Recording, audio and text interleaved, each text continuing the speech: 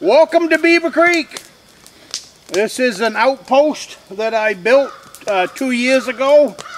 If you want to watch them videos, there's about 30 of them that I did in here on this piece of property. The only way in here is by four-wheeler, snowmobile, snowshoes, or on foot. But go watch those videos. We built this cabin on the back of that six-wheeler, and then last year I put in 3 tree stands. So I was here last week. I was in here every day last week. Went out for the weekend, came back in. Now I'll be back in here for a few days. But what's going on is I was working on shooting lanes. I got the tree stands in just before deer season last year. So now this year just sprucing up the shooting lanes, as well as on the stand that I shot the buck from last year. I still got 3 trails to put in, 3 shooting lanes to put in. So I'm trying to get that done this month, next month. On top of getting the bunkhouse build squared away. But the tree stands are here. They survived the winter great, no problems at all. A lot of trees came down, but it missed absolutely everything. I did lose a big tree over on that stand, but luckily it went in the right direction and didn't touch the tree stand.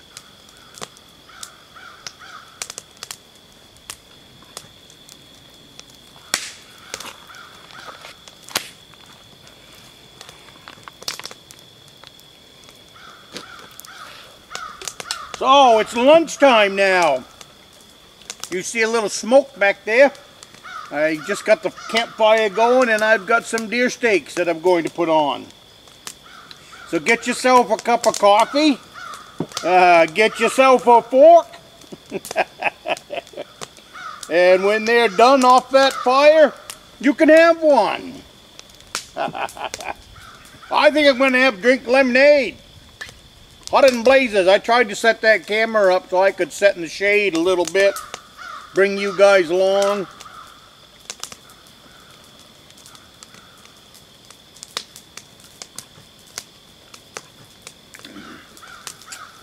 I had some questions about water this year. Different people was wondering how I was making out down here with Beaver Creek because we've had so much rain. There's a lot of water in the ground. There's water everywhere. Cabin's setting great. Nothing out of place when I got here a week or so ago. Like I said, everything's setting great. And I can't even see where there's any mice been in the cabin.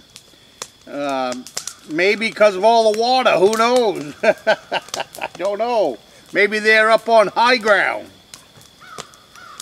But otherwise than that, you know, walked in, the cabin was just like I left it. So moved right in, and now we're cooking lunch.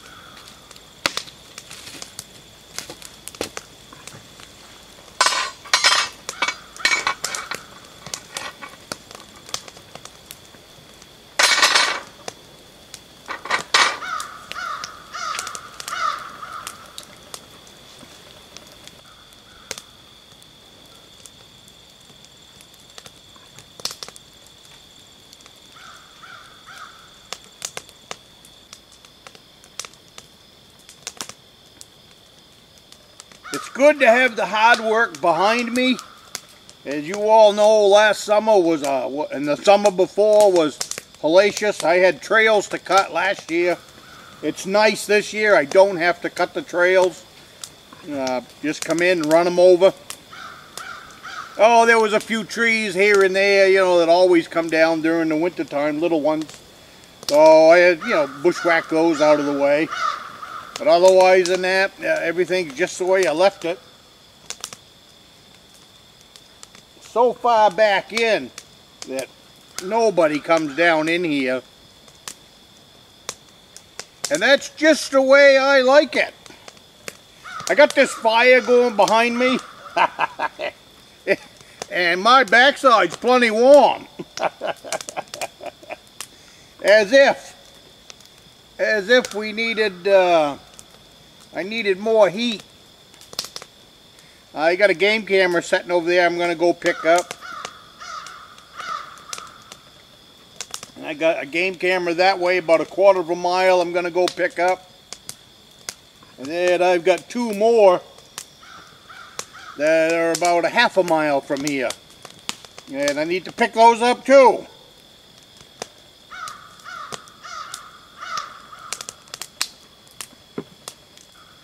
Blackberries, nothing. I came in, nothing, no blackberries anywhere. I don't see, last year the bears was into them hard. I don't see any bear sign in the blackberry patch like I did last year and the year before. So probably all this, I don't know if the humidity and rain affected the berries or what, but absolutely nothing to speak of. And I'm kind of bewildered. The stream itself is very low. But you get up here in the woods and there's water everywhere. You know, I've got a wet hole over there that I need to fill in with logs and stuff so that it doesn't swallow the 6-wheeler. And that thing is 4 feet deep now. But, you know,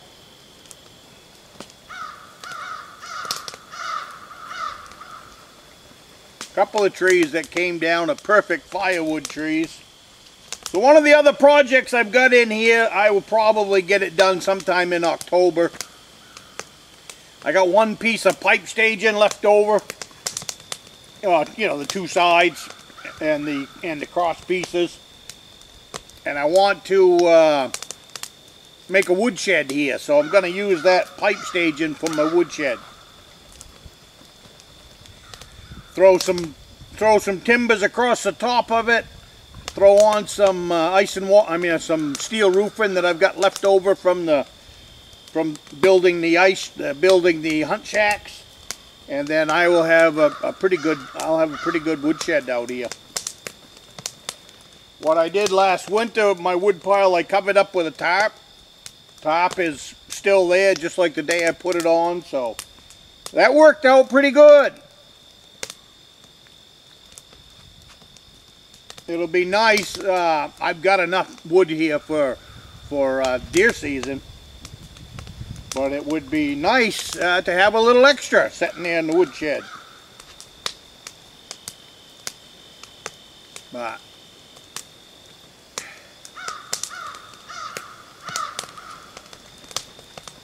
you know, as we've gone along with this channel, I've had certain people over the years wanted to buy land, and they did buy land, and they got started on their buildings. So that's just wonderful. And I say the same thing to you, if anybody out there, you know, and I almost think it's a necessity now, where I didn't think that way 30 years ago.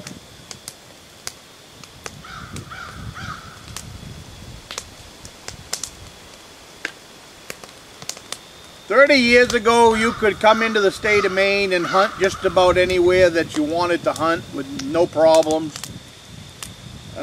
I see a lot more posted land now, and I see a lot more people that are against the hunter and hunting and stuff like that. So if you don't have a hunting spot of your own, maybe in the future that might not be so easy to do. So, but you know, I stumbled across this piece of land, and it was really, I hemmed and hawed about it at first because so far back in the woods and mostly swampland.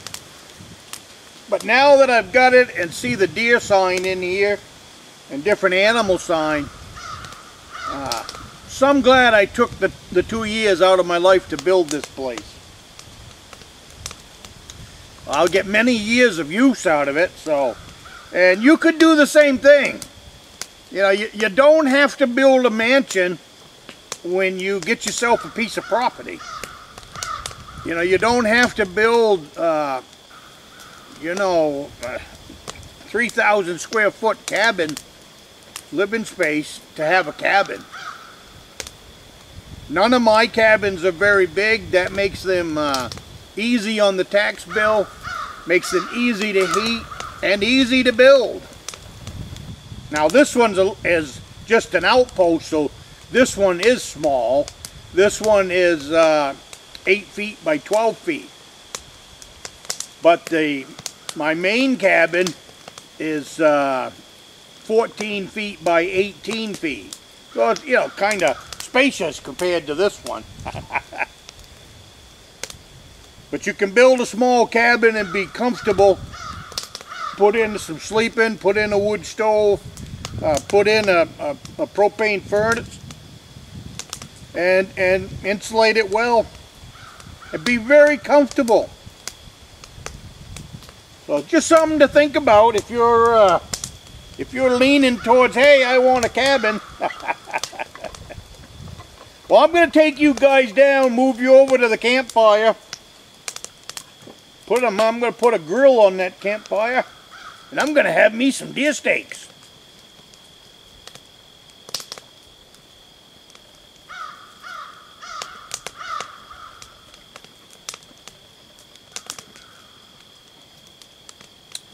Then I'm going to put my feet up, have me a break.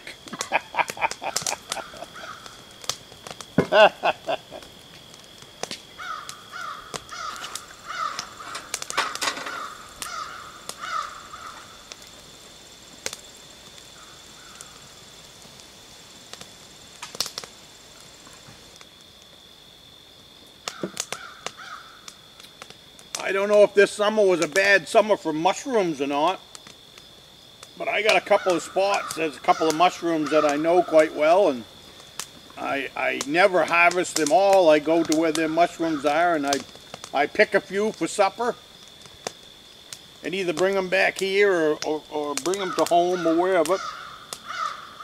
But I went and checked on them this year, and there's nothing, not even a whisper. So I don't know. That was the last piece.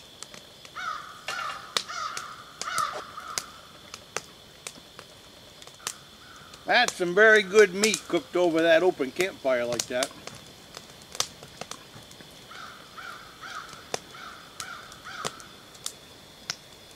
But I can't believe how quiet it is out here.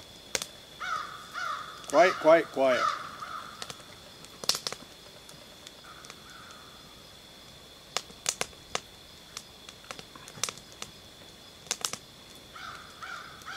Little bit of a breeze. Sun's not that great. I'm not a big sun person. If it was cloudy, I'd be a lot happier.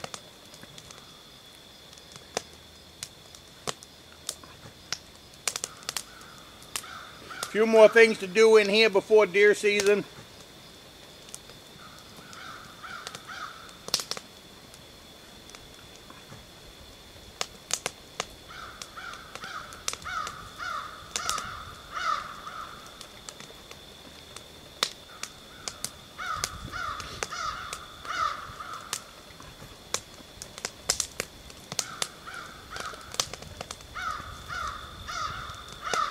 Coffee tastes better at camp. Coffee tastes better at camp, that's for sure.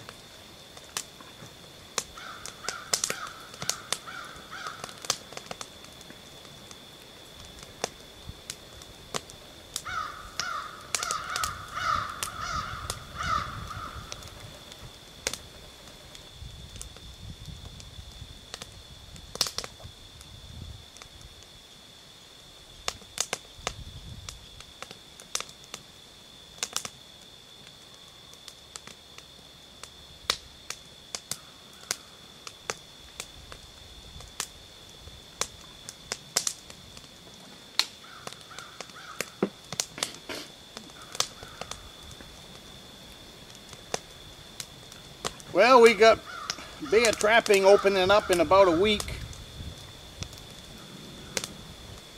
I haven't put out any bait, but that's not going to stop me from maybe putting some out during the hunt.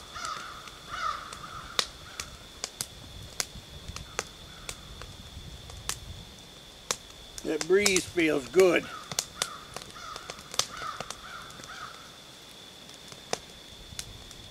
Well, you guys have a great afternoon. Thank you for joining me here for lunch. The steaks were great. Coffee was very good. And you have a great week.